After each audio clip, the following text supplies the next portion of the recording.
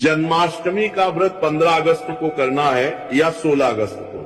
अष्टमी तिथि की शुरुआत 15 अगस्त को रात 11:49 पर हो रही है और यह समाप्त होगी 16 अगस्त को रात 9:34 पर।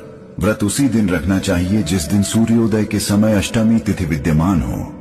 इसे उदय व्यापिनी अष्टमी कहा जाता है। इस साल 16 अगस्त को सूर्योदय के समय अष्टमी विद्यमान है और साथ ही दिन में रोहिणी नक्षत्र भी रहेगा। इसलिए शास्त्रानुसार व्रत का दिन 16 अगस्त है। राधे राधे। कहना चाहता हूँ प्रेमानंद जी का मैं पिछले 2 साल से आपको फॉलो कर रहा हूँ, तो जो भी सवाल मेरे मन में आ रहा था अगले दिन उसका आंसर मिल रहा था आप ही के थ्रू इंस्टाग्राम पे। तो आज का यूथ और जनरेशन सब आपको फॉलो कर रहा है और आपके जो आप ज्ञान देते हो इतने हेल्पफुल है आने वाली पीढ़ियों के लिए। भगवान ने आपको भेजा वृंदावन और यहाँ संत समागम में आए तो कुछ नियम ले लो नाम जप का। नाम जप करते हैं नियम पूर्वक। आप हमें बताइए कि हमको क्या करना चाहिए। एक छोटा सा काउंटर ले लीजिए, समझ रहे, और उसमें 10,000 नाम 24 घंटे में जप लीजिए। क्या जाता है अंगूठी में? राधा राधा राधा राधा। और फिर आप देख लीजिए भगवान ने अभी जो समय दिया है वो लूट लो। ये बाजार है, परमानंद की बाजार है। अगर लूट लो, संतों के वचन मान करके चल लो तो मंगल हो जाएगा, और नहीं तो भगवान के नाम, भगवान की लीला, भगवान की कथा वो सब अर्थ प्रधान हो गया है। अध्यात्म कभी बिकता नहीं है और जो बिकता है वो कभी अध्यात्म होता नहीं है। बिकने वालों से जगत का परिवर्तन नहीं होता। जगत का परिवर्तन होता है जो स्वयं परमात्मा में बिक गया और केवल परमात्मा ही उसकी दृष्टि है। तो इसलिए हमें लगता है नाम जप कर। हम आज इतना उत्साहित ना हो आज के व्यवस्था में, क्योंकि कल की वो व्यवस्था आने वाली है जिसका हम निवारण नहीं कर सकते और हम लोग उसी को सूचना देने के लिए बैठे। ये कोई किसी को कहेगा मरोगे, तुम्हें याद है, तुम्हें ये याद है कि तुम मरोगे, उसके होश खराब हो जाते हैं कि बाबा से आशीर्वाद मांगने आते हैं। ये तो ये एक ऐसा शब्द है जो झकझोर के रख देगा आपको, और कब मरना है इसका कोई पता नहीं। अभी हम आपसे बोल रहे हैं, हो सकता है अगला सेकंड हम बोल ना पाए।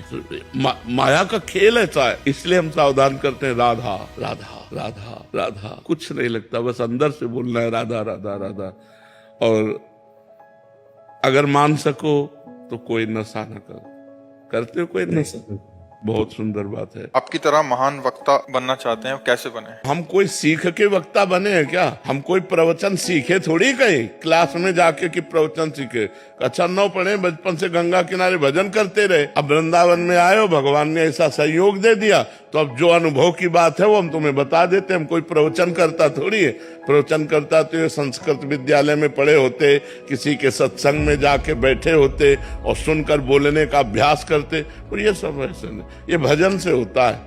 तो खूब डट के भजन करो, प्रवचन करता बनने की मत सोचो। नहीं कि आप जैसा भारी प्रवक्ता हम कोई भारी प्रवक्ता नहीं है। हम तो भगवान का भजन करते हैं, जो हमको अनुभव में आया आप प्रश्न करते हुए उत्तर दे देते हैं। यहाँ बैठे बैठे आपने पूरा जीवन सुधार दिया लोगों का। बस भजन का बल काम करेगा तो भजन बल करेगा, इसीलिए हम बार बार नाम जप कर रहे हैं। अगर कोई अपने अनुसार इस्तेमाल करके गलत बोलकर चला जाता है महाराज जी। ये संसार ऐसा ही है, जैसे कहा जाता है ना कि कितना भी आप करो परिणाम में वो आपका साथी नहीं बनेगा। अगर उसको जरूरत पड़ी तो आपकी बात को नीचा दिखाने की कोशिश करेगा। वो ये नहीं सोचेगा कि कल इसने हमारे साथ बहुत अच्छा उपकार किया, मैं धन्यवाद देता हूँ और मैं तुम्हारे साथ हूँ। ऐसा संसार नहीं है। वो तुमने जितना किया है उसके बदले में तुम्हें दुख ही देगा।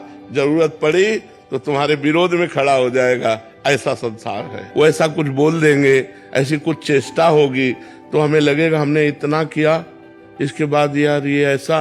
तो हमें लगता है यदि हम उनको अपने रिलेशन का भाव न रखकर भगवत रिलेशन माने, भगवत संबंध से माने, तो हमने जो किया वो भगवान के लिए किया।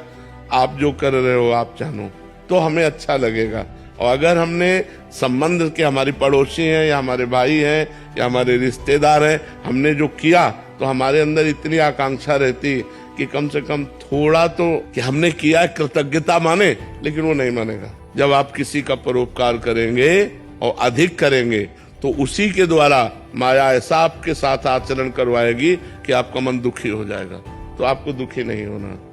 आपने जो किया वो भगवान देख रहा है, वो जो कर रहा है उसे भगवान देख रहा है। अगर हम इस सिद्धांत में रहेंगे तो बस। इकलौता पुत्र था, मतलब वो आपका अनुसरण करता था बट वो परम धाम चले गया। उसकी अंतिम इच्छा भी थी कि हम कभी रोए ना और गरीब बच्चों की पढ़ाई के लिए वो करें। पर इनका एक समाधान है कि अगर हम जीते जी स्वयं अपना पिंडदान करते हैं तो उसका बाद में कोई दान पुण्य करने वाला है नहीं है। तो मतलब देखो, हम लगेगा क्या? आपको परम मंगल की बात बता दें।